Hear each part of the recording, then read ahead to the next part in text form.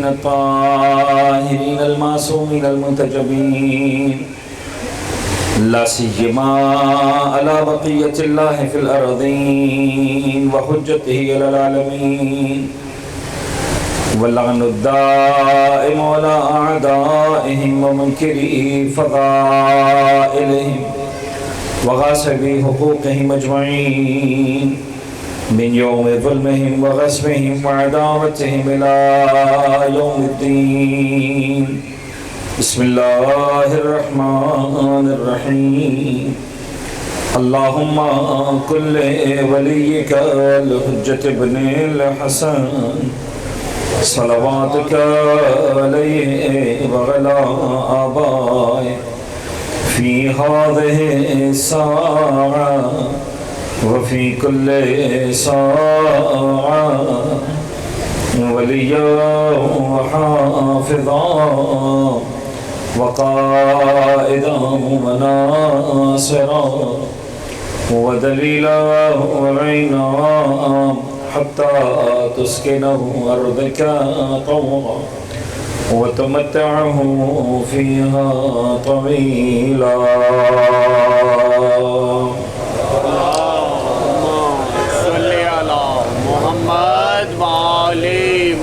أما بعد فقد قال الله الحكيم في كتابه المبين. بسم الله الرحمن الرحيم. هو الذي بعث في الأميين رسولا منهم يتلو عليهم آياته ويزكيهم ويعلمهم الكتاب والحكمة وإن كانوا من قبل لفي ضلال مبين. وقال رسول الله صلى الله عليه وآله وسلم إني تارك فيكم الثقلين كتاب الله وعترتي أهل بيتي ما إن تمسكتم بهما لن تضلوا بعدي أبدا. صلوات پڑھیں گے محمد و آل محمد. صلی علی محمد و آل محمد وعجل. عزیزان گرامی، بانی ازا کے بطور خاص اس بات پر کہ مولانا صاحب ان مسائل کو تھوڑا سا ڈسکس کریں، تو میں خمس کے مسائل پر تھوڑی سی بات کر رہا ہوں. بسم اللہ. ظاہر سی بات ہے کہ یہ خمس کا موضوع بھی بڑا طولانی اور بڑا طویل موضوع ہے اور بہت سارے اسپیکٹ سے اس کو ڈسکس کیا جانا چاہیے، کیا جاتا ہے. میں سارے کے سارے موضوعات پر تو بات نہیں کر پاؤں گا، لیکن دو چار موٹی موٹی باتیں جو اس حوالے سے میں عرض کر سکتا ہوں اپنی خدمت میں پیش کروں. شریعت نے جو واجبات مقرر فرمائے ہیں، پیغمبر اکرم کی ذات نے، اہل بیت اطہار نے، ائمہ طاہرین نے جو واجبات ہمیں بتائے، ایک نقطہ نظر سے اگر دیکھا جائے تو دو طرح کے واجبات ہیں. کچھ جسمانی واجبات ہیں، کچھ مالی واجبات ہیں. کچھ مقامات پر ہمیں جو عبادت کرنی ہے اس میں ہماری فزیکلی ہمارا وجود انوالو ہوتا ہے. مثلا نماز پڑھنی ہے تو ہم خود وضو کرتے ہیں، یا مثلا جو ذمہ داری اس کو غسل انجام دیتے ہیں، نماز کے لیے کھڑے ہوتے ہیں، خود ہی ہمیں جھکنا ہے، خود ہی کھڑے ہونا ہے، خود ہی سجدے میں جانا ہے. خود انسان کو جو فزیکلی عبادت کرنی ہے. روزہ ہے، خود بھوکا رہنا ہے، پیاسا رہنا ہے. کچھ مالی واجبات ہیں. کل زکوٰۃ کے حوالے سے بات ہوئی تو میرے خیال اسی حوالے سے بانیان نے مولانا خمس پر بھی بات کرتے ہیں. اب جو مالی واجبات ہیں ان میں جو موٹے موٹے واجبات ہیں، سب سے پہلے خمس آتا ہے. کیا ہے یہ خمس؟ اہل بیت اطہار علیہ السلام کی طرف سے، پیغمبر اکرم کی طرف سے خاص طور پر جو شیعوں کے معاملات کو چلانے کے لیے نظام مالیات معین کیا گیا، اس کا نام ہے نظام خمس. سبحان اللہ. غور فرما رہے. جس طرح میں نے زکوٰۃ کے لیے کہا تھا کہ 9 چیزوں پر واجب ہے، اسی طرح خمس کے بارے میں عرض کروں گا کہ 7 چیزوں پر واجب ہے، الگ الگ. اچھا، ان میں سے 6 چیزیں ایسی ہیں جو بہت زیادہ ہمارے لیے پیش نہیں آتی ہیں، تو ان پر ابھی ڈیٹیل میں بات نہیں کرتے ہیں. اگر کسی کو خزانہ ملے، زمین کھودے اور اس میں سے اس پر خمس واجب ہے. معدنیات میں اگر کوئی کام کرتا ہو اس پر خمس واجب ہے. اگر کوئی سمندر میں غوطہ لگائے اور وہاں سے اسے کچھ ملے اس پر خمس واجب ہے. کافر ذمہ کوئی مسلمان سے زمین خریدے اس پر خمس واجب ہے، اس طرح حلال مال آرام سے مل جائے اس پر خمس واجب ہے، اس طرح سے کچھ چیزوں پر خمس واجب ہے۔ لیکن ایک چیز جو بطور خاص تقریباً سمجھ لیجیے کہ ہر مومن ہر مومنہ کے لیے ضروری ہو جاتی ہے، وہ ہے، اگر میں اس کو بہت سادہ الفاظ میں اس کو ٹیگ کروں، اس کو ہیڈ لائن بناؤں، اس کی ہیڈنگ بناؤں، تو بچت پر خمس، بچت پر خمس۔ اچھا، بہت سارے لوگوں نے جب اس سسٹم کو ڈسکس کیا تو ایک ورڈ استعمال کیا اس خمس کو سمجھانے کے لیے، ٹیکس۔ مجھے ایسا لگتا ہے کہ یہ اس انداز سے ٹیکس تو نہیں ہے، لیکن اگر ٹیکس کہہ بھی دیں کہ بھئی زمانے کے امام آئیں گے، حکومت امام زمانہ قائم ہوگی اور ہر مومن سے کہا جائے گا خمس دو، تو اس کو ایسے ٹیکس وصول کیا جا رہا ہوگا، تو پھر کمال مانو اسلام کا کہ ٹیکس کو بھی عبادت بنا دیتا ہے۔ غور فرما رہے ہیں؟ اس وقت اس بحث میں نہیں پڑھنا ٹیکس ہے کہ نہیں ہے، یہ نظام مالیاتیں دینا ہے۔ اچھا، سب سے پہلی بات دیکھیں، ایک لفظ ہمارے پاس چلتا ہے انکم ٹیکس، ایسا ہی نا؟ اب آپ غور فرمائیں، پہلے ہی جملے میں اسلام کتنا ڈیفرنٹ ہے دنیا کے نظام سے۔ دنیا انکم پر ٹیکس لگاتی ہے، اسلام سیونگز پر ٹیکس لگاتا ہے۔ یعنی اسلام یہ نہیں کہتا تم جتنا کما رہے ہو اس پر ہم خود سے ٹیکس لیں گے، نہیں نہیں نہیں نہیں نہیں، تم جو کما رہے ہو اس پر ہماری نظر نہیں ہے، تم نے کمایا ہے تم کھاؤ، تم جو بچا رہے ہو، چلے میں سمجھاؤں کیسے ہو رہا ہے۔ مثال کے طور پر آپ نے فرض کریں جناب علی کے مہینے کا آپ نے 100 روپے کمائے اور آپ کا خرچہ ہی جناب علی 150 روپے ہے، گورنمنٹ کہتی ہے ہمیں اسے خرچہ فرق نہیں پڑتا ہے، تم نے 100 کمائے کہ 150 کمائے، تم نے 100 کمائے، ہمیں ہمارا ٹیکس دو، اس کے بعد جو بچے وہ استعمال کرنا ہے۔ اسلام کہتا ہے نہیں، تم خرچ کرو، تمہارے ضرورت کے 100 کے 100 ختم ہو گئے، ہمیں تم سے کچھ بھی خمس نہیں چاہیے۔ سمجھ رہے؟ فرض کرو تم نے 200 روپے کمائے، اب اسلام کہتا ہے ٹھیک ہے تم خرچ کرو، 150 خرچ کر لیے، اب جو 50 بچے گا اس میں سے ہم تم سے خمس مانگیں گے۔ اس مہینے تم نے 150 کی جگہ 200 خرچ کر لیا، اس مہینے پھر خمس نہیں مانگیں گے۔ اور عجیب بات ہے کہ اسلام خمس کے نظام کے لیے کسی کو سر پر معین نہیں کرتا، ہر انسان کو صادق و امین بنا دیتا ہے۔ کیا بات ہے، کیا کہنے، سبحان اللہ، سبحان اللہ۔ تم جانو، تم فیصلہ کرو، کوئی تمہارے سر پر آ کر نہیں کھڑا رہے گا، ہمارا نمائندہ کے ساتھ تمہارا اکاؤنٹ چیک کرواؤ، تو اپنا آڈٹ کرواؤ، تم نے کتنا خرچ کیا، کہاں خرچ کیا، تم کہو 200 کمائے تھے قبول ہے، تم کہو 100 کمائے تھے قبول ہے، تم کہو 150 خرچ کیا قبول ہے، تم کو 250 خرچ کیا قبول ہے، اس لیے کہ یہ تمہارا اور مولوی کا معاملہ نہیں، یہ تمہارا اور مولا کا معاملہ ہے۔ اس اللہ پڑھنا محمد والے محمد پر۔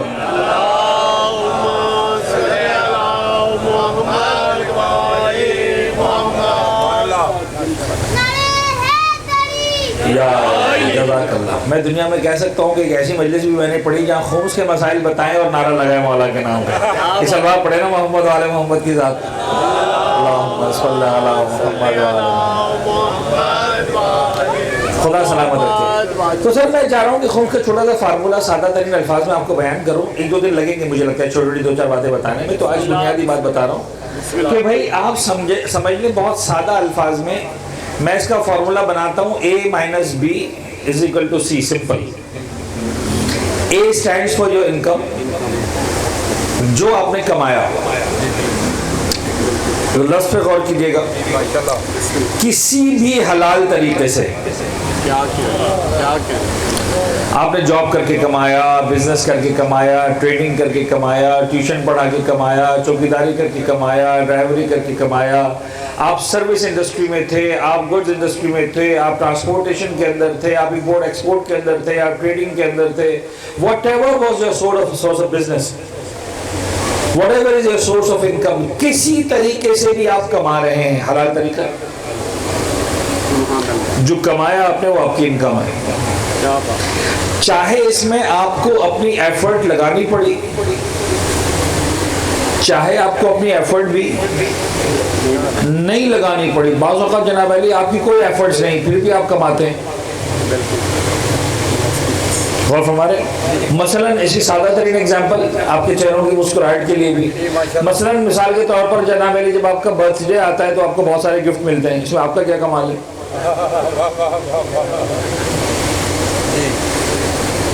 پتہ نہیں بات پہنچے گی. تو آپ نے کوئی ایفرٹس نہیں لگائی, آپ نے کچھ بھی نہیں کیا, پھر بھی آپ کو مل رہا ہے. اب وہ 100 روپے مل رہے ہیں کہ 1000 مل رہے ہیں کہ لاکھ مل رہے ہیں, مجھے سے لینا دینا نہیں ہے, یہ آپ کی انکم ہے.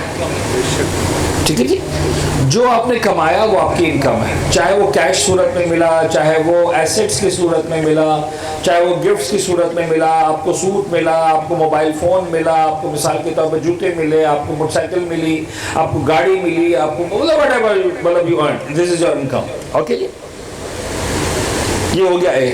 اب اس میں سے ہم نکال دیں بی, آپ کا ایکسپینس جو آپ نے خرچ کیا.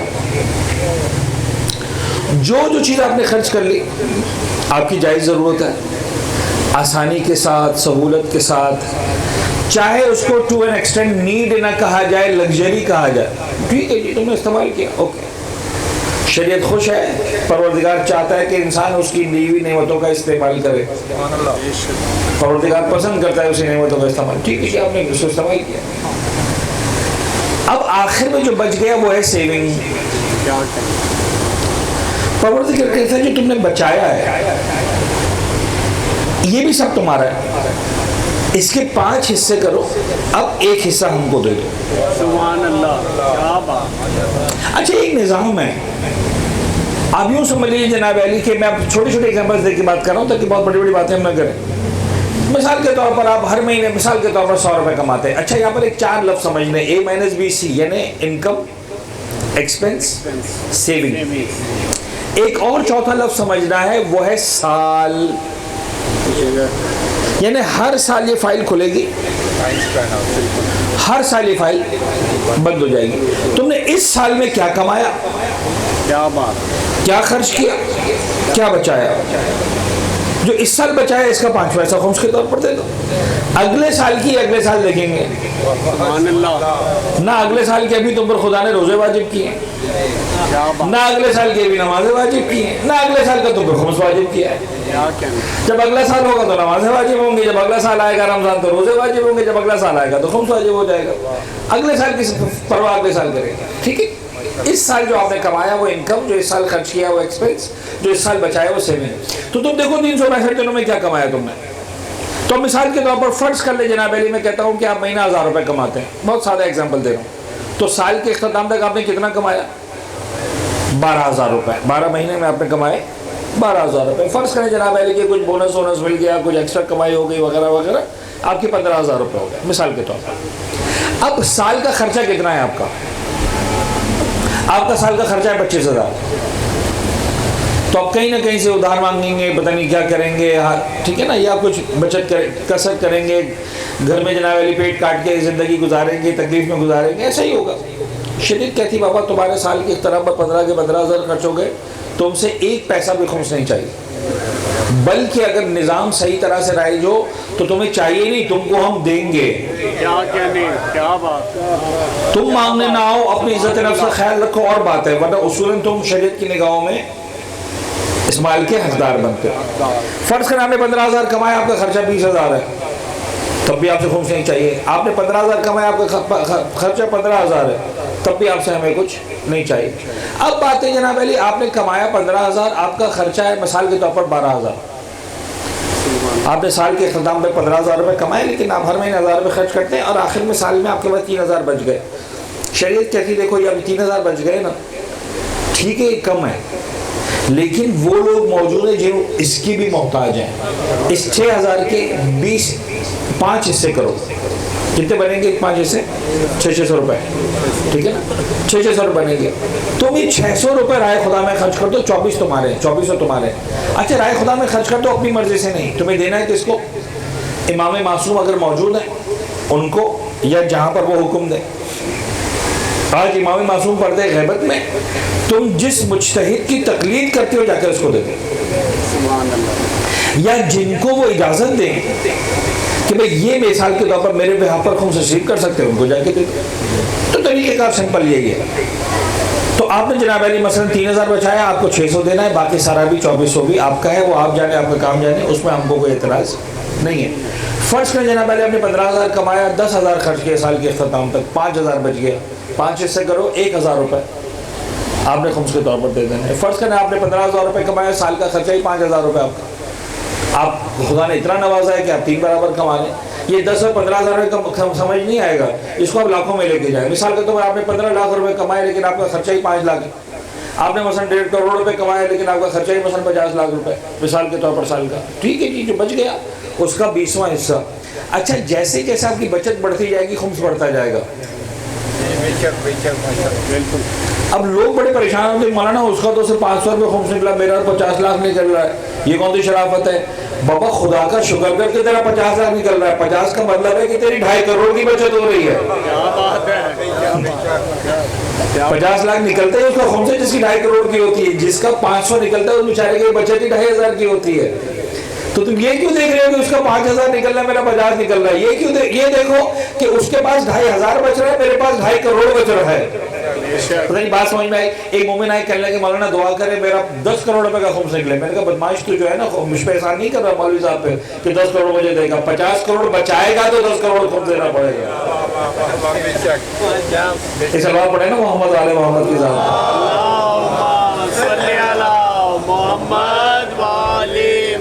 تو سر سادہ سادہ نظام یہ ہے, آپ نے جو کمایا وہ انکم, جو خرچ کیا وہ ایکسپینس, جو بچ گیا وہ سیونگ کا 20% آپ نے جو ہے وہ خمس کے طور پر ادا کرنا ہے. ایک بات آج سے ورش کر رہا ہوں, ٹائم بہت زیادہ ہو گیا, ایک چھوٹی سی بات عرض کر دوں جلدی سے کہ ہر سال کا حساب کتاب الگ ہوگا. ممکن ہے اس سال آپ پر 5000 روپے خمس واجب ہو, اگلے سال آپ پر 50 لاکھ روپے خمس واجب ہو, اس سے اگلے سال پھر جناب علی آپ پر 5000 روپے خمس واجب ہو. یہ ہو سکتا ہے. اس سال آپ نے کتنا کمایا, اس کے اگلے سال آپ نے کتنا کمایا, اس کے اگلے سال آپ نے کتنا کمایا. ممکن ہے اس سال آپ نے بہت کم کمایا, اگلے سال آپ نے ایک دم سے بہت زیادہ کمایا, اللہ آپ کی کوئی لاٹری نکل آئی, کوئی بچت ہو گئی, کوئی بڑی چیز ہو گئی, اس کے بعد پھر جناب علی آپ نے بہت کم کمایا مثال کے طور پر. تو اس کا تعلق اس سے نہیں کہ یار پچھلے سال اتنا خمس نکلا تھا تو اس سال زیادہ ہونا چاہیے, کم ہونا چاہیے, اگلے سال کم یا زیادہ. ہر سال کی فائل کھلے گی, ہر سال وہ فائل بند ہو جائے گی. کچھ وضاحتیں چھوٹی چھوٹی انشاءاللہ کل کروں گا. ایک سلوات بجیں گے محمد والے محمد کے ساتھ.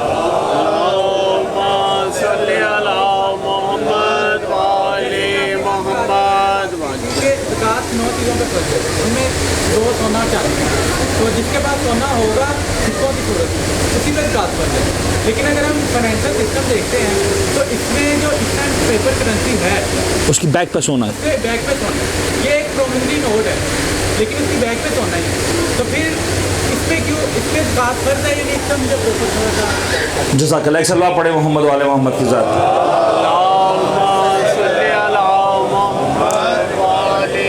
سب سے پہلے تو شکریہ کہ آپ نے جو ہے وہ ہماری مجلس کو انٹریکٹیو بنایا اور آپ نے جو ہے وہ کوسچن پٹ اپ کیا. I appreciate and I welcome the questions. اچھا, اب تھوڑی دیر کے لیے ہماری مجلس جو ایک مجلس کا ڈیکورم ہوتا ہے اس سے نکل کر ایک جو ہے وہ اکیڈمک ڈسکشن میں جا رہی ہے. تو میں ظاہر سی بات ہے کہ ان ایام میں ہم بہت زیادہ اکیڈمک ڈسکشنز میں نہیں جاتے. سوال ان کا یہ ہے کہ آپ نے فرمایا مولانا کل کہ زکوٰۃ جن 9 چیزوں پر واجب ہوتی ہے ان میں نقدین یعنی سونے اور چاندی کے وہ سکے جن سے لین دین رائج ہو. تو آج سونے چاندی کے لین دین تو نہیں ہو رہا, سکے نہیں ہے, لہٰذا خمس واجب نہیں ہو رہا, زکوٰۃ واجب نہیں ہو رہی. لیکن مولانا آج جو نوٹس چلتے ہیں پرومیسری نوٹس ہیں, اگر آپ فائنینشیل سسٹمز کو ڈسکس کریں یا اکنامیکل سسٹمز کو ڈسکس کریں تو ایکچولی جو آج نوٹ آپ کے ہاتھ میں ہوتا ہے اس کاغذ کی اہمیت نہیں ہے, اس جناب علی گولڈ کی ویلیو ہے کہ جس کی بنیاد پر یہ نوٹ جو ہے وہ پرنٹ کیا گیا ہے یا گورنمنٹ سسٹم چلا رہی ہے. تو یہ تو ایز گڈ ایز دس کیا بولتے ہیں گولڈ کوائن ہو گیا ہے, مثلا سلور کوائنز ہو گیا. آپ کی بات فائنینشیل سسٹمز کے اعتبار سے صحیح ہے. جو میں نے تقلید والی بات کی تھی وہ یہاں پر کام آتی ہے. یعنی یہاں پر جب علمی ڈسکشنز پہ بات آتی ہے تو بالکل اسی طرح جس طرح آپ ایک نظام عدالت میں جاتے ہیں تو دونوں فریقین اپنے آپ کو 100% صحیح سمجھ رہے ہوتے ہیں. یہ سمجھ رہا ہوتا ہے کہ میرا مقدمہ 100% صحیح ہے, جس کے خلاف یا دوسرا جو فرد ہوتا ہے مقدمے کا وہ کہہ رہا ہوتا ہے میری بات صحیح ہے.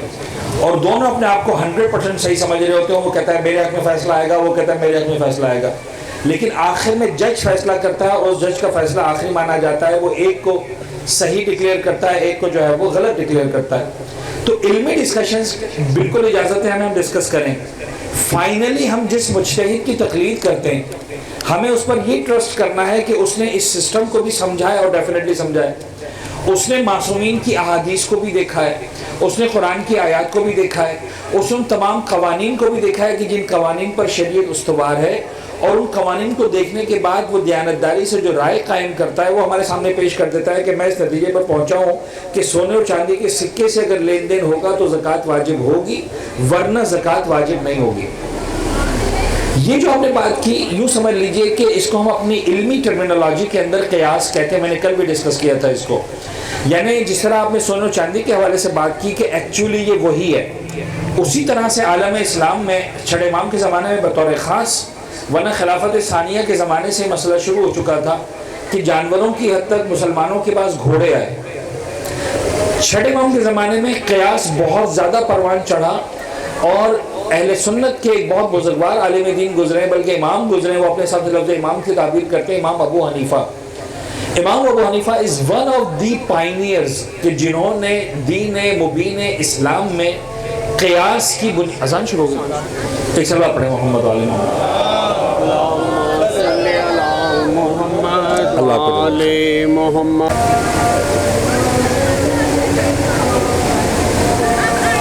سلوات پڑھیں گے محمد و آل محمد کے ساتھ.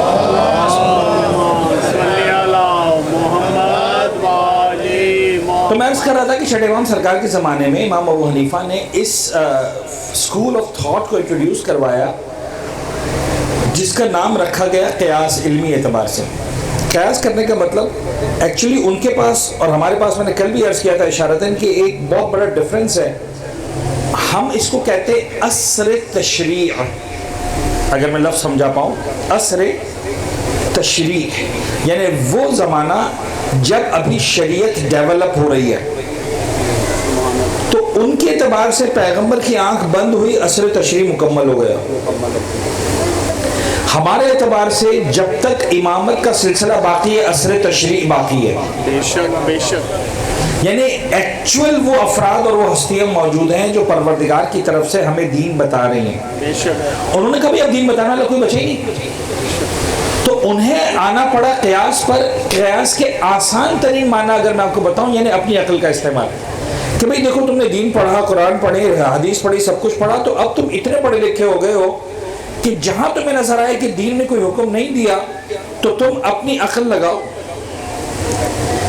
دو چیزوں کو ملاؤ, دیکھو جو ملتا جلتا حکم ہے وہ اس پر بھی لگا دو.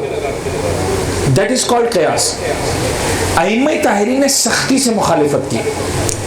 اسی زکوٰۃ کے معاملے میں گائے, اونٹ, گائے اور بھیڑ کے علاوہ بھی زکوٰۃ کی بات ہوئی کہ صاحب گھوڑے آ گئے, کسی نے آپ گھوڑے کی فارمنگ کی, وہ گھوڑے کا زکوٰۃ دے. کوئی مثلا بھینس کی اگر فارمنگ کر رہا ہے وہ بھینسوں کی زکوٰۃ دے, وغیرہ وغیرہ. اپنا گندم, جو, کھجور, کشمش, اس کے علاوہ بھی بہت سارے غلے اگتے ہیں. کہا بھائی تم گندم اگاتے ہو ٹھیک ہے, لیکن اب جس علاقے میں گندم ہے ہی نہیں, جیسے بنگلہ دیش کے اندر مثال کے طور پر, پاکستان کے اندر, ایران کے اندر, یہ ممالک ہیں جہاں پر ہمارا آج تقریباً ایک زمانہ ایسا ڈیولپ ہو چکا ہے کہ rice is considered as one of the first foods. کہا نہیں ہم اپنی عقل نہیں چلائیں گے, گندم پر زکوٰۃ واجب ہے, چاول پر زکوٰۃ واجب نہیں ہے, ختم ہو گئے بات, اپنی عقل لگانے کی اجازت نہیں ہے. یہ ائمہ معصومین نے بہت کھلا مخالفت کی, بلکہ مناظرات ہیں چھٹے امام سرکار کے امام ابو حنیفہ کے ساتھ, کہ مطلب ابو حنیفہ ہے کوئی سوالات پوچھنے کے لیے, امام نے کا جواب نہیں دوں گا, کیونکہ شاگردی تو کرتے تھے, سیکھتے تھے آ کر, امام کا جواب نہیں دوں گا. کہا مولا کیوں جواب نہیں دیں گے, ناراض ہیں؟ کہا تم قیاس کرتے ہو. کہا مولا اس کے علاوہ کیا کریں؟ کہا اچھا ایک کام کرو, ہم تم سے کوئی سوالات پوچھنے, جوابات دو, قیاس کر کے جواب دو. اب آج کا ایجنڈا نہیں تھا لیکن چلے گا. اب مجھے جو 2-4 سوالات یاد آ رہے ہیں. امام نے کہا اچھا بتاؤ نماز زیادہ اہم ہے یا روزہ؟ اپنی عقل سے جواب دو. اچھا ہم سے بھی پوچھا جائے کیا جواب دیں گے؟ فوری طور پر جواب ذہن میں آئے گا نماز.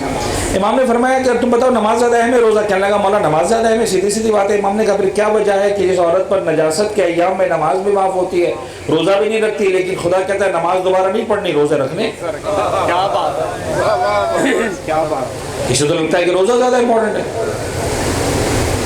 پتہ نہیں بات پہنچی کہ نہیں. ماشاءاللہ. سلوات پڑھیں نا محمد والے محمد کی طرف.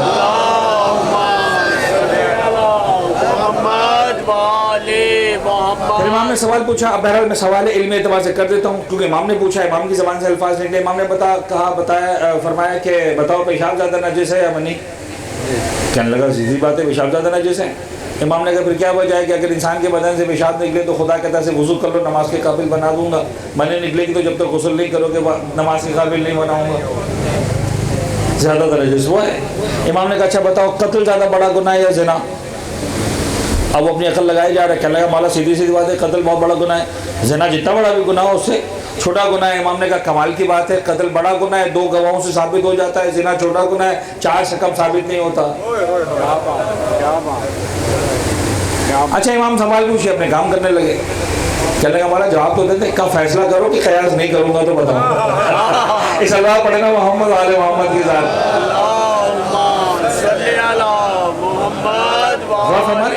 خیر مجھے اس موضوع میں نہیں جانا, ہمارا ٹائم بالکل نکل جائے گا. تو پھر ہم نے جوابات دیے کہ کیوں روزہ سال میں ایک مرتبہ نماز مسلسل ہے ہر مہینے تو مشکل ہو جائے گی عورت کے لیے. لہٰذا قتل کے اندر 2 افراد, قتل کے اندر جو ہے وہ در حقیقت جو ہے وہ 1 فرد پر سزا ہونی ہے, زنا میں 2 افراد پر سزا ہونی ہے. لہٰذا 4. پیشاب اور منی کا مسئلہ ہے کہ پیشاب جو ہے صرف بدن کے ایک مقام سے نکلتا ہے, منی کے اندر پورا بدن انوالو ہوتا ہے, لہٰذا پورے بدن کی نجاست کی بات امام نے ساری ایک بات بتائی, اس لیے کہ امام جانتا ہے کہ حکمتیں کیا ہے پروردگار کی طرف سے.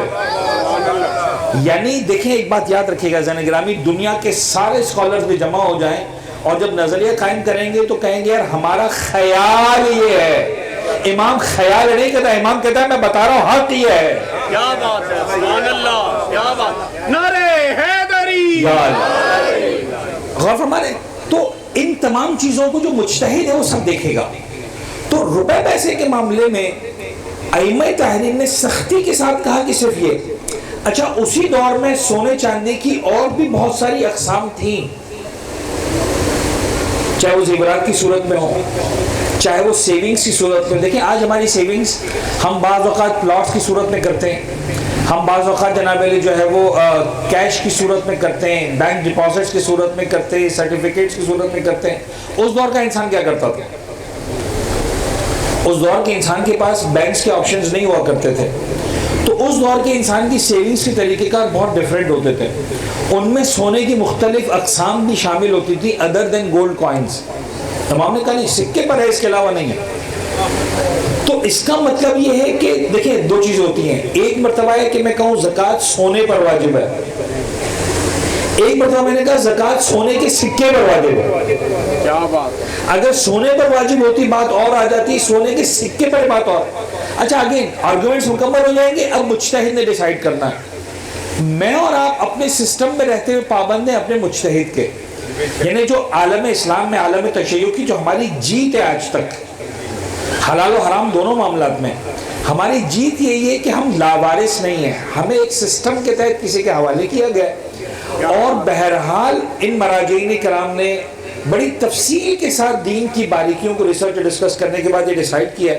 تو جہاں پر وہ ڈیسائیڈ کرتے ہیں اس اعتبار سے ہم ان کو فالو کرتے ہیں. تو آج کی حد تک چاہے خامنئی صاحب ہوں, چاہے سیستانی صاحب ہوں, چاہے خوئی صاحب ہوں, چاہے خمینی صاحب ہوں, چاہے جناب علی جو ہے وہ شیخ بشیر صاحب ہوں ہمارے پاکستان والے, چاہے مثلا شیخ فیاض صاحب ہوں, شمیری زنجانی صاحب ہوں, وحید خراسانی صاحب ہوں, بڑے بڑے مرجعین متقدمین میں نائینی صاحب ہوں, محسن حکیم صاحب ہوں, آیت اللہ بروجردی صاحب ہوں, جو بھی بزرگان ہوں, ان سب کا یہ متفقہ کلیئر فیصلہ ہے کہ صاحب روپے پیسے پر زکوٰۃ واجب نہیں ہے.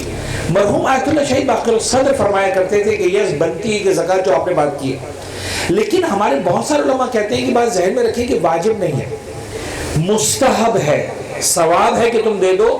اگر تم اس کو ایز اے مال تجارت ٹریٹ کرتے ہو تو جو سیلریڈ کلاس ہے شاید اس پر پھر بھی نہ ہے, لیکن those who are doing trading and business with this, تو ان پر وہ کہتے ہیں کہ یار مال تجارت پر جو ہے وہ زکوٰۃ نکالنا مستحب ہے.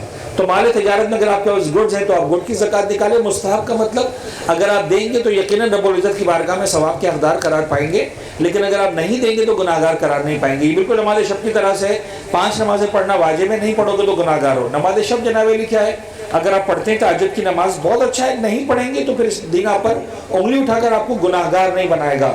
5 نمازیں تمہاری غلامی اور بندگی کا امتحان ہے, نماز شب تمہارے عشق کا امتحان ہے. سبحان اللہ. اس اللہ پڑھے نا محمد آل محمد کے ذات. اللہم صلی علی محمد.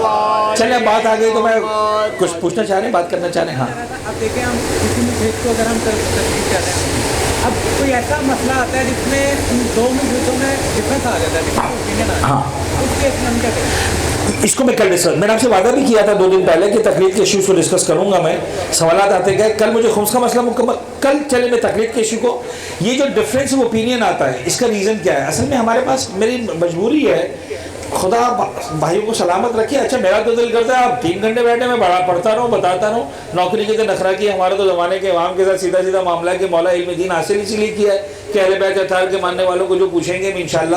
اچھا سلونی کا دعویٰ علی بن ابی طالب کو زید دیتا ہے, ہمارے کسی کے باپ کی طاقت نہیں, ہم جیسے کروڑوں جمع ہو گئے. لیکن جو کتابیں پڑھی ہیں, جو سیکھا ہے, جو عام طور پر مومنین کے سوالات ہوتے ہیں, وہ عام طور پر ہمارے مطالعے میں کہیں نہ کہیں آ چکے ہوتے ہیں. مشکل یہ ہے کہ مجھے جانا ہے, انہیں کسی اور جگہ مومنین انتظار کر رہے ہوں کہ میں رک نہیں پاتا ہوں. اچھا مصائب بھی نہیں ہو پا رہا, میرا دل چاہ رہا ہے یہ شب ہے یہ, اور واقعی میرا خود دل چل رہا ہے کہ ہم ان مسائب کی شبوں میں بھی جو ہے سکون کے ساتھ مسائب پہ نہیں پڑھ پا رہا ہوں. تو کل تھوڑا سا ڈسکس کرتا ہوں. ڈفرینس آف اوپینین ایک بہت امپورٹنٹ ایشو ہے جس کو یقیناً ایڈریس ہونا چاہیے کہ بھئی جب حلال و محمد حلال الی یوم القیامہ, حرام ہو حرام الی یوم القیامہ, تو پھر کیا بات ہے؟ میں نماز شب کے حوالے سے چونکہ بات آئی تو میرا دل چاہ رہا ہے ایک 2 جملے عرض کر دوں. نماز شب سر بہت زبردست عبادت ہے. اگر زندگی میں آ جائے, آسان ترین الفاظ میں اہل بیت اطہار کی سینکڑوں روایت کا خلاصہ ایک جملے کے اندر عرض کر رہا ہوں, جو علماء کی زبان سے نکلا ہوا جملہ ہے. دنیا چاہیے نماز شب پڑھو, آخرت چاہیے نماز شب پڑھو, دولت چاہیے, مال میں اضافہ چاہیے نماز شب پڑھو, صحت چاہیے نماز شب پڑھو, زندگی میں برکت چاہیے نماز شب پڑھو. بہت شدید تاکید ہے, بہت شدید تاکید ہے. نماز شب کو مس مت کریں. اور اگین آپ سے کروں کہ باقی نمازیں آپ کی بندگی کا امتحان ہے. یعنی وہاں پر حکم ثواب آپ کو نہیں لکھوایا جائے گا کہ فجر پڑھو گے تو اتنا ثواب, زہر پڑھو گے اتنا ثواب. وہاں سیدھا سیدھا عذاب لکھوایا جائے گا, فجر نہیں پڑھو گے تو یہ عذاب, زہر نہیں پڑھو گے تو یہ عذاب. اس لیے کہ واجب ہے, وہاں ڈنڈے بتائے جائیں گے, وہاں عذاب بتایا جائے گا. نماز شب کے اندر عذاب تو ہے ہی نہیں پڑھو گے تو کوئی مسئلہ ہی نہیں. لیکن یہ سمجھے کہ جب پروردگار عالم ساری کائنات سوئی ہوتی ہے تو اپنے کچھ بندوں کو کہتا ہے کہ یار دیکھو سب سو گئے, تم آ جاؤ نا میرے پاس. اور کچھ خاص وقت ہے جب اولیاء جا کر خدا سے بات کرتے ہیں, جو امیر کائنات بات کرتے ہیں, سرکار سید الشہداء بات کرتے ہیں, زینب کبریٰ بات کرتی ہیں, فاطمہ زہرا بات کرتی ہیں, جو اولیاء ہیں, جو ائمہ ہیں, جو وہ بزرگان بات کرتے ہیں. بابا اور کچھ نہ کرو, وہاں جا کر اپنے آپ کو شامل کر دو. تمہاری نماز شب ان جیسی نہیں ہو سکتی, لیکن جب لسٹ بنے گی کہ اس وقت کون کون آیا تھا اس VIP گیدرنگ میں, تو لسٹ میں تمہارا نام بھی ہوگا.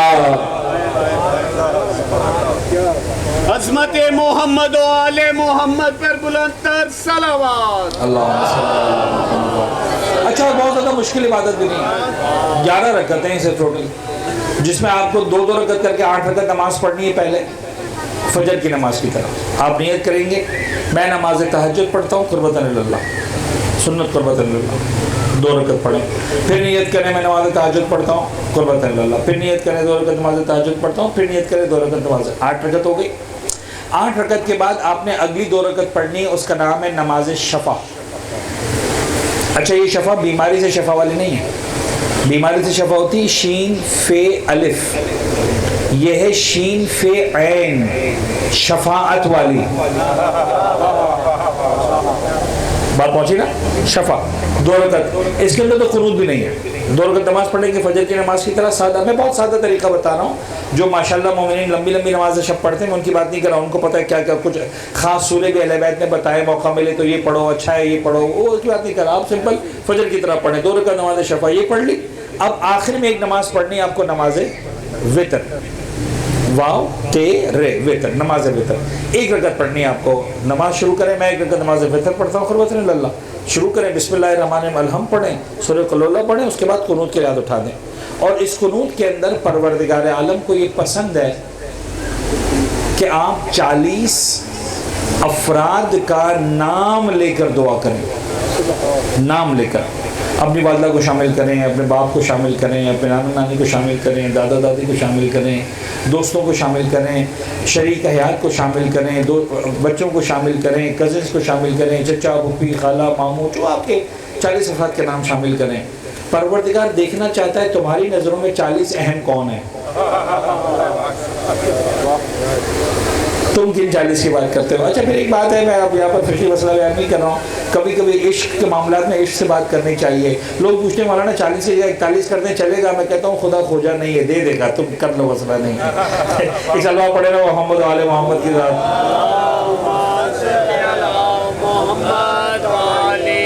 خلوت اور جلوت کے معاملات میں حساب کتاب تھوڑے نہ چلتے ہیں، وہاں عشق چلتا ہے. سر ایک جملہ کہوں اور بس آ جاؤں مسائل پر، اب کوئی گنجائش نہیں بچی. ایک جملہ کہہ رہا ہوں ایسا نکلا میں آپ کی خدمت میں. کیا بات ہے اس سماعت شب کی، بہت ہی ذمہ داری کے ساتھ جملہ عرض کر رہا ہوں. مخاطب کو اٹھا کے دیکھیں گے تو نظر آئے گا. سرکار سید الشہداء کی خاص طور پر 2 وصیتیں جناب زینب کبریٰ کو روز عاشور جب جا رہے میرے مولا سید مولا حسین. تو اس میں ایک وصیت تو ہے کہ امام نے فرمایا کہ زینب میری سکینہ کا خیال رکھنا ہے نا، 4 سال کی بچی کا. اور ایک وصیت میرے مولا حسین کی ہے، زینب اپنی نماز شب میں مجھے نہ بھولنا. پتہ نہیں کیا ہے، یعنی حسین ابن علی کو کس کی نماز شب کی ضرورت ہے؟ ساری کائنات حسین ابن علی کی نظر کرم کی محتاج. اس بات سے مجھے ایک بات سمجھ میں آتی ہے، یعنی 2 باتیں سمجھ میں آتی ہیں بطور خاص. ایک تو یہ کہ مولا حسین کو یقین تھا کہ زینب پر مسائل کی انتہا ہو سکتی ہے، لیکن زینب کی نماز تہجد قضا نہیں ہو سکتی. کتنا مان ہے حسین ابن علی کو زینب کبریٰ کو کہ کچھ ہو جائے زینب کی نماز تہجد قضا نہیں ہوگی. اور دوسری بات، کچھ ہے نماز حسین زینب کی نماز شب میں کہ حسین کہتا ہے زینب میرا نام بھی تم ڈال دینا اپنی نماز شب. کچھ ہے، مجھے نہیں پتا کیا ہے کہ حسین بھی جناب زینب کبریٰ سے درخواست کرتے. مسائل کا جملہ عام طور پر محرم کے بعد کے جو واقعات ہیں وہاں پر پڑھا جاتا ہے کہ شام کے زندان میں مولا سید سجاد نے ایک مرتبہ دیکھا کہ جناب زینب بیٹھ کر نماز شب پڑھ رہی ہے. یہ عجیب ہے، میں بھی آپ رو رہے خدا آپ کے آنسو کو قبول کرے. اہل بیت اطہار کا ذکر ایسا ہی ہے. میں نے جملہ پڑھ دیا کہ جناب زینب بیٹھ کر نماز شب پڑھ رہی، آپ نے سن لیا، لیکن خدا گواہ روایت بتاتی ہے کہ جناب سید سجاد نے دیکھا نا، تڑپ گیا جناب سید سجاد. اس لیے کہ سید سجاد جانتے ہیں کہ ہماری پھوپھی زینب کبریٰ وہ ہیں کہ جب 3 دن کی بھوک اور پیاس تھی، اکبر کا جنازہ تھا، عباس کی لاش تھی، قاسم کی لاش کے ٹکڑے تھے، سب کے جنازے تھے، شام غریبہ جلتے ہوئے خیمے، لٹتی ہوئی چادریں. زینب اتنی کمزور نہیں ہوئی تھی کہ بیٹھ کر نماز شب پڑھتی. جا کر دیکھیں، لکھا ہے علماء نے 11ویں کی رات بھی 2 ہستیاں کم از کم ایسی جن کی نماز تہجد نہیں گئی ہے. ایک میرا مولا سید سجاد ہے جس کی نماز تہجد کی، ایک جناب زینب کبریٰ ہے جن کی 11 رمضان کی رات، محرم کی رات بھی نماز شب نہیں گئی. اور اس رات بھی جناب سید سجاد گواہیں کہ بی بی زینب نے کھڑے ہو کر نماز شب پڑھی تھی. شام کی زندان میں ایسا کیا ہو گیا، اتنی کمزور کیسے ہو گئی علی کی بیٹی؟ لہٰذا جناب سید سجاد پوچھتے ہیں حکیمہ کیا بات ہے، آپ بیٹھ کر نماز پڑھ رہی ہیں؟ اور جناب زینب رو کے فرماتی ہے بیٹا سید سجاد، شام کی فوج کی سپاہی جو کھانا اور پانی دیتے ہیں وہ اتنا کم ہوتا ہے،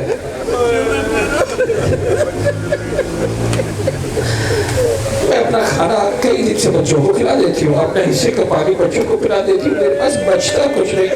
اب زینب میں ہمت نہیں رہی کہ کھڑے ہو کر نماز مولا عباس کا ماتم ہے. سرکار شہنشاہ وفا کا پرسہ دینا ہے. مولا عباس کا تعارف آسان نہیں ہے، مولا عباس کے مسائل بھی آپ سمجھتے ہیں آسان نہیں ہے. میں جس حد تک گنجائش ہے پڑھ سکوں گا، پرسہ دینے کے لیے بیٹھے. کربلا کے واقعات کی بات کہتے ہیں کہ میں صرف تعارف کروانا مولا عباس کا، اس کے بعد آ جاتا ہوں. ایک 2 جملے تمہید کے سے مرض کروں. جب قافلہ لوٹ کر واپس آ گیا تو ایک دن مولا سید سجاد تشریف فرماتے بیٹھے ہوئے تھے، اصحاب کے ساتھ بیٹھے تھے، کچھ باتیں ہو رہی تھی. بات کرتے کرتے صحابی کہتا ہے کہ میرے منہ پر کسی بات پر مولا عباس کا نام آیا. جیسے مولا عباس کا نام آیا میں نے دیکھا کہ بڑے غیر محسوس طریقے سے مولا سید سجاد اپنے مقام پر کھڑے ہو گئے.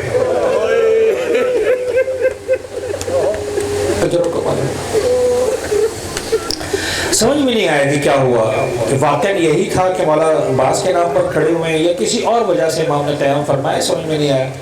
یہ ربی کہتا ہے میں نے پوچھنا مناسب نہیں سمجھا، لیکن آزمانے کے لیے 2-4-5 منٹ کے بعد پھر باتوں باتوں میں جان بوجھ کر مولا عباس کا نام لیا۔ کہتا ہے جیسے میں نے نام لیا میں نے دیکھا پھر میرے مولا بالکل غیر محسوس طریقے سے ایک مرتبہ کھڑے ہو۔ اب اطمینان تو ہو گیا، لیکن وہی والی بات کہ تھوڑا سا خیال کہ پتہ نہیں کسی اور وجہ سے کھڑے ہوئے ہیں یا میرے نام لیے مولا عباس کا اس لیے کھڑے ہوئے ہیں۔ پھر مولا بیٹھ کے کہتے ہیں میں نے 5 منٹ کے بعد پھر جان بوجھ کر باتوں باتوں میں مولا عباس کا نام، کہ جب میں نے تیسری مرتبہ نام لیا مولا عباس کا، ایک مرتبہ پھر مولا سید سجادہ پہ مقام پر کھڑے ہوئے، یہ کہتے ہوئے کھڑے ہوئے بھائی تو قیامت تک میرے چچا کا نام لیتا رہے سید سجادہ۔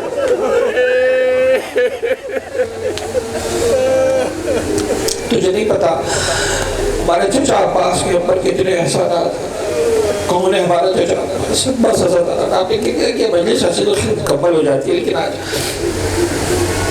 سرکار شہنشاہ وفا عجیب ہے مولا عباس، یعنی علماء بیان کرتے ہیں کہ یہ جملہ کہتے ہیں بڑا زبردست بڑا عجیب جملہ، کہتے ہیں کہ ساری دنیا کے جو مشکل کشا ہیں نا وہ اہل بیت ہیں، ہے نا، ساری دنیا کے مشکل کشا اہل بیت ہے۔ دنیا میں کسی کو تکلیف آتی ہے، پریشانی آتی ہے، وہ اہل بیت کا دامن کھٹکھٹاتا ہے، اہل بیت کا دروازہ کھٹکھٹاتا ہے، اہل بیت کا دامن پر آ کر سر جھکاتا ہے، لیکن اہل بیت کے مشکل کشا کا نام ہے عباس۔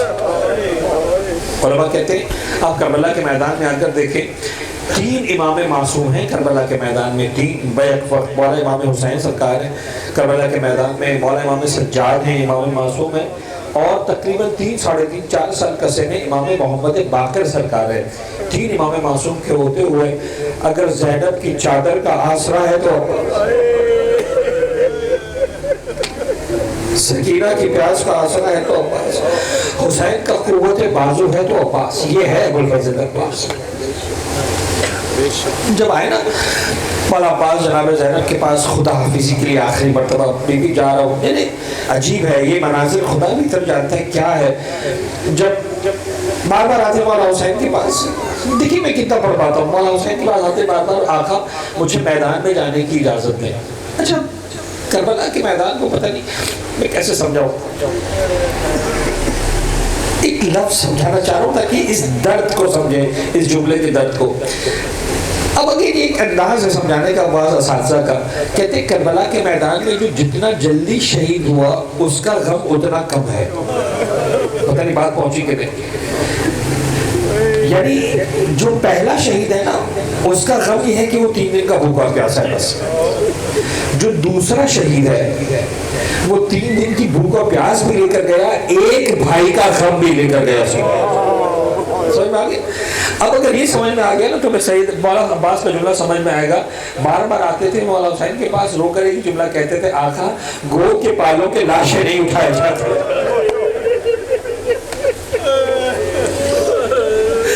اجرکم اللہ،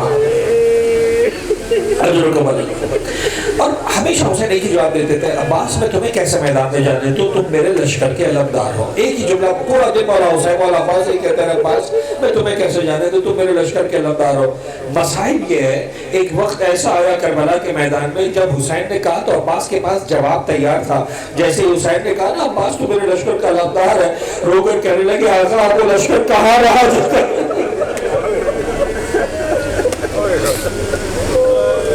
حسین کہتے ہیں عباس ہم تمہیں میدان میں جانے کی اجازت نہیں دیں گے۔ عباس سر جھکا کے جا رہے ہیں۔ تھوڑی دیر پہلے میں نے ایک جملہ کہا تھا علماء کا، اسی جملے میں ایک جملہ پڑھاؤں گا، کائنات کے مشکل کشا اہل بیت ہے، اہل بیت کے مشکل کشا عباس ہیں۔ اگر سن سکو تو جملے کا حق ادا کرنا، عباس کی مشکل کشا کا نام ہے 4 سال کی سکینہ۔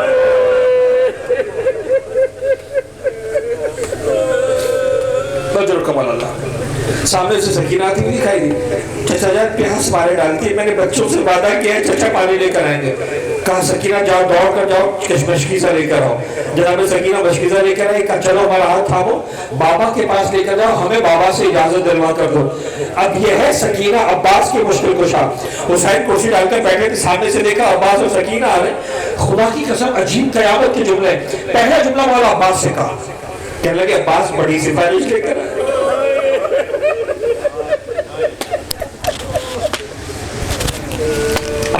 بڑی سفارش لے کر آئے ہو. یعنی مولا حسین نے بتایا ہمارے پاس جب سکینہ کا واسطہ لے کر آؤ گے تو ہم کبھی بھی تمہاری دعا روکتے نہیں ہیں. عباس بڑی سفارش لے کر آیا. عباس ہم نہیں روکیں گے, قبول ہوگی سفارش, لیکن سنو گے چیزوں.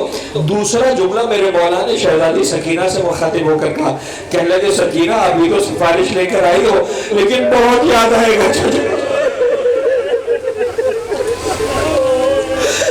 مولا سجاد سے کہا, مولا عباس سے کہا تھا, وہ سمجھ میں آ گیا مولا عباس کو کہ حسین کیا کہہ رہے ہیں. پتہ نہیں چھوٹی بچی کو سمجھ میں آیا کہ نہیں آیا, لیکن جب شام غریبہ میں تماچے لگے, ہر تماچے پر سکینہ نے کہا چچا آ جائیے, اب سکینہ پانی نہیں مانگے.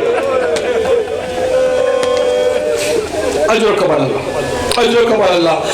دوسرا جملہ آپ پڑھوں گا, بس آپ کی رحمت تمام انشاءاللہ پہنچا دیں گے. ایک مرتبہ مولا عباس کو اجازت ملی, جناب زینب کے بعد رخصت آخر کو ہے, بیوی میدان میں جا رہا ہوں, مولا حسین نے کہا زینب سے اجازت لے کر آ جاؤ. زینب کے پاس آئے خیمے میں, سر سے پاؤں تک. اچھا حالت ایسی ہے, کئی جنازے اٹھائے جا چکے ہیں, بدن سے سر سے پیر تک جو ہے نا خون کے آثار سب کچھ. جناب زینب نے عباس کو دیکھا, علی اکبر کا لاش آ چکا ہے, قاسم کی لاش کے ٹکڑے آ چکے ہیں, اور محمد کے جنازے آ چکے ہیں. زینب نے سر سے پیر تک عباس کو دیکھا, علی کی بیٹی ہے, عالمۃ غیر معلمۃ. دیکھ کر عباس کے تیور سمجھ گئی, کہنے لگی عباس میں سمجھ میں آ گئی تو میں اجازت لے لیں.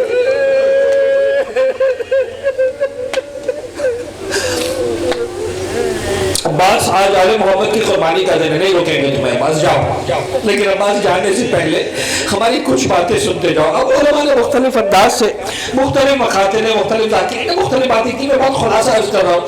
عباس ایک بات سنتے جاؤ, بی بی کیا بات ہے, کہ عباس ایک بات میں بتانا چاہتی ہوں. میں کوفے میں تھی, گھر میں کام کر رہی تھی, میرا بابا گھر میں داخل ہوا, میرے شانے سے ردا ہٹ گئی. خدا کی قسم عجیب ہے.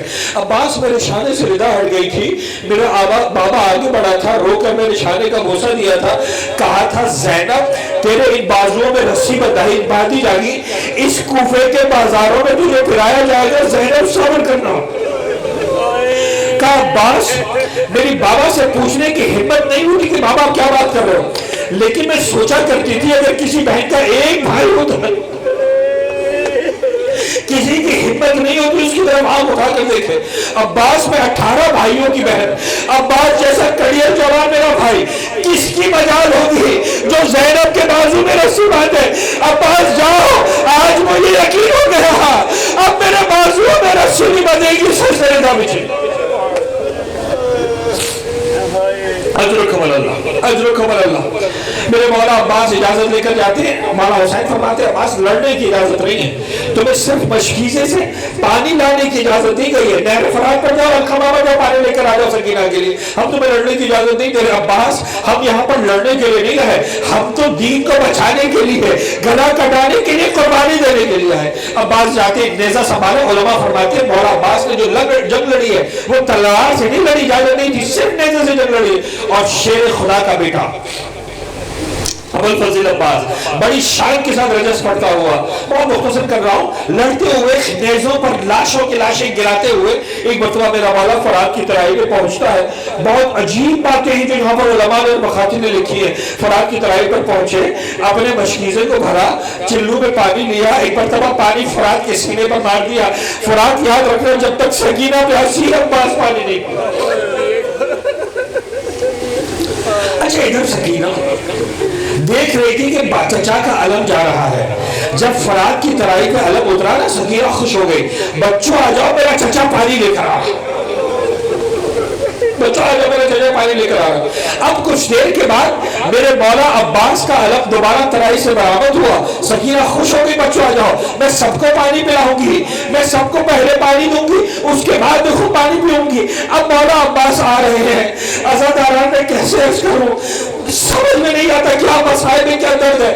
آتے آتے ایک وقت آیا جب میرے مولا عباس کا دایاں بازو ختم,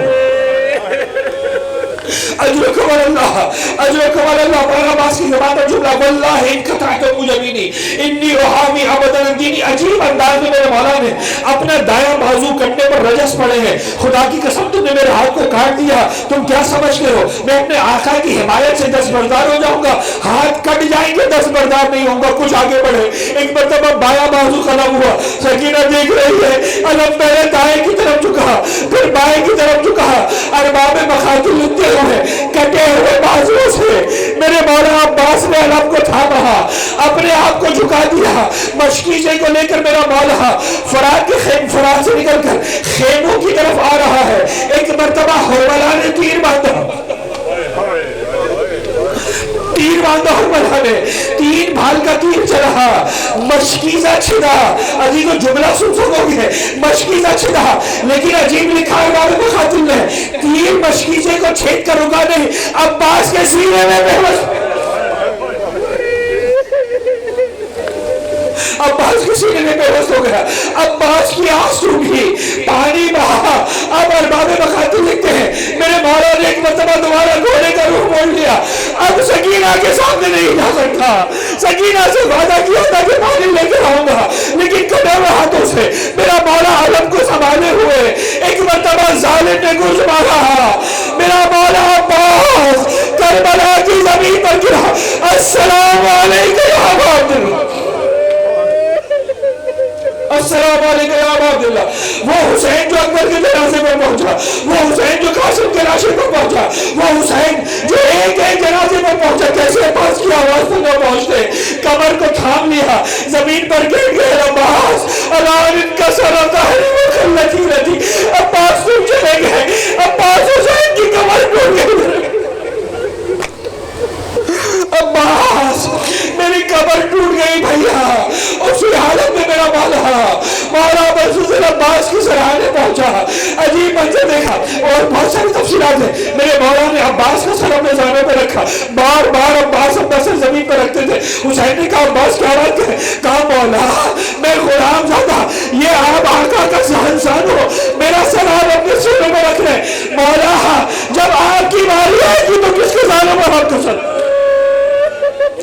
और हमारे जुमला लिखा है जी, क़यामत का जुमला, कोई मईद नहीं है, बराबर से आवाज आई हो अब्बास तू अपना सर हुसैन के ज़ानों पर रहने दे, जब हुसैन की बारी आएगी ना तो ये दुखियारी मां अपना सर अजरकुम अल्लाह। जुमला इसका मौला अब्बास का सर मौला हुसैन के ज़ानों पर। कहा अब्बास को ख्वाहिश है, कहा मौला मेरी ख्वाहिश नहीं है, मेरे जनाजे को खैमगाह में बदले जाएगा, मुझे सकीना से मैं वादा करके आया था कि पानी लेकर आऊंगा, मैं सकीना की सकाई न कर सका। अब्बास कोई और बात तो कहो। कहा मौला हुसैन एक दरखास्त आपसे करनी है। मैंने सुना है, मुझे बहनें बताती है, मुझे माँ बताती है, जब मैं पैदा हुआ था पहली ज़ियारत आपके चेहरे की थी। आज आखिरी लम्हात है, चाहता हूँ जाते जाते आपके चेहरे की ज़ियारत करता जाऊँ। मसाइब सुनोगे मौला अब्बास की? रोकर कहते हैं कहा एक आंख में तीर लगा हुआ, एक आंख में तीर लगा हुआ है, एक आंख में खून भरा हुआ है। आका जहमत न देता अगर बाजू से रहमत होता। मेरे मौला हुसैन ने अब आके दामन से अब्बास की आंखों के खून को साफ किया। अब्बास ने मेरे मौला हुसैन की ज़ियारत की, रोकर गरीब वतन का चेहरा देखा। मेरे मौला हुसैन का जुमला उलमा बयान करने अजीब है। रोकर कहने लगे अब्बास हमारे लिए ख्वाहिशें पूरी करते जाओ। मौला फरमाइए क्या ख्वाहिश है? कहा अब्बास जब सुना तुम्हारे मुंह से अपने लिए आका सुना, एक मरतबा हमें भाई कर दिया। कोई अजब नहीं है, वही करबला से मेरे मौला अब्बास ने नजफ का रुख किया। बाबा आपसे वादा किया था हुसैन को आका कहूंगा, भाई नहीं कहूंगा। आज इमाम वक्त हुक्म दे रहा है। एक मरतबा कहा भैया हुसैन, अब्बास उस दुनिया से रुखसत हो गए। आखिरी जुमला इसका कहो, पहला बरसिया हुसैन ने अब्बास के जनाजे में पढ़ा जो मकातिल ने लिखा है। रोकर कहने लगे अब्बास तुम हुसैन को छोड़कर चले गए, अब्बास तुम्हारे जाने से और कुछ नहीं हुआ। ایک فرق پڑا عباس، قیامت کا جملہ ہے، قیامت کا مصائب ہے، قیامت کا نوحہ ہے جو حسین نے کربلا کے میدان میں عباس کے جنازے میں پڑھا۔ عباس تم چلے گئے، کچھ فرق نہیں پڑا، ایک فرق پڑ گیا عباس کو فرق کیا پڑا پتا ہے؟ کل تک جو آنکھیں جاگا کرتی تھی اب وہ سویا کریں گے، اور کل تک جو آنکھیں سو جایا کرتی تھی اب وہ جاگا کریں گی۔ ارباب مقادیر کہتے ہیں جملے کا مطلب کیا تھا؟ امام فرمانا یہ چاہتے تھے عباس تو چلے گئے، کل تک فوجی اشقیاء کو نیند نہیں آتی تھی، حسین کے لشکر کا علمدار زندہ ہے، ابوالفضل عباس زندہ ہے، عباس آج سے فوجی اشقیاء چین سے سوئے گی، حسین کے لشکر کا علمدار نہ رہا۔ عباس کل تک زینب کو نیند آ جاتی تھی، میرا بھائی عباس زندہ ہے، کل تک سکینہ کو چین آ جاتا تھا، چچا عباس زندہ ہے، عباس تم چلے گئے، اب زینب کو نیند نہ ملے گی، اب سکینہ کو آرام نہ ملے گا، اب زینب اور سکینہ جانے، کوفے کا بازار جانے، شام کا دربار جانے۔ ہائے ابوالفضل عباس، ماتم عباس، یا عباس، یا عباس، یا جب ردا سر سے چھینی میں صدا دیتی رہی، خدایا راضی، جب ردا سر سے چھینی ماتم میں صدا دیتی رہی، خدایا خدایا راضی، جب ردا سر سے چھینی میں صدا دیتی رہی، سب جواب دو، خدایا راضی، ہم کو پانی نہ ملے تیری خوشبو تو رہے، تیرے بازو نہ کٹے چاہے مشکی زاچ دے، کہ مگر ہو نہ سکا تیرے بازو ہے جدا، مجھ پہ ہے تشنا لبی تو نہ آیا غازی، سر سے چھینی میں صدا دیتی رہی، تو نہ آیا غازی، آ گئی شام علموں لٹ گئے اہل حرم، ریت پر جلتی ہوئی ہو گیا ٹھنڈا عالم، پرسا دینے کے لیے مجھ سے ملنے کے لیے آ گئے بابا علی، تو نہ آیا غازی، جب ردا سر سے چھینی میں صدا دیتی رہی، تو نہ آیا غازی، سب بولو، جب ردا سر سے چھینی میں صدا دیتی رہی، تو نہ آیا غازی، کتنی بے بس تھی بہن اے شہنشاہ وفا، نام لے لے کے میرا جب یہ ظالم نے کہا، ناز تھا جس پہ تجھے اب بلاؤ نہ اسے، اور میں روتی رہی تو نہ آیا غازی، جب ردا سر سے چھینی میں صدا دیتی رہی، تو نہ آیا غازی، آخری شعر سن کے ماتم کرنا، سر سے چھینی میں صدا دیتی رہی، تو نہ آیا غازی، کیا کہوں شعر میرے بے رداؤں کو لیے، یہ مسلمان سارے شہر در شہر گئے، خلقت کوفہ کبھی خلقت شام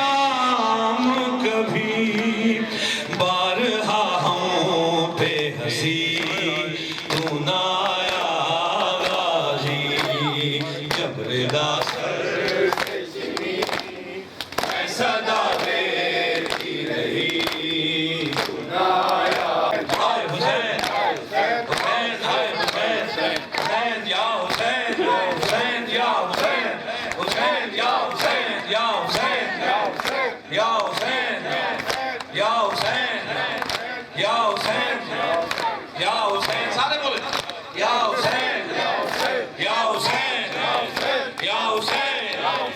या हुसैन या हुसैन या हुसैन या हुसैन अल्लाहुम्मा सल्ली अला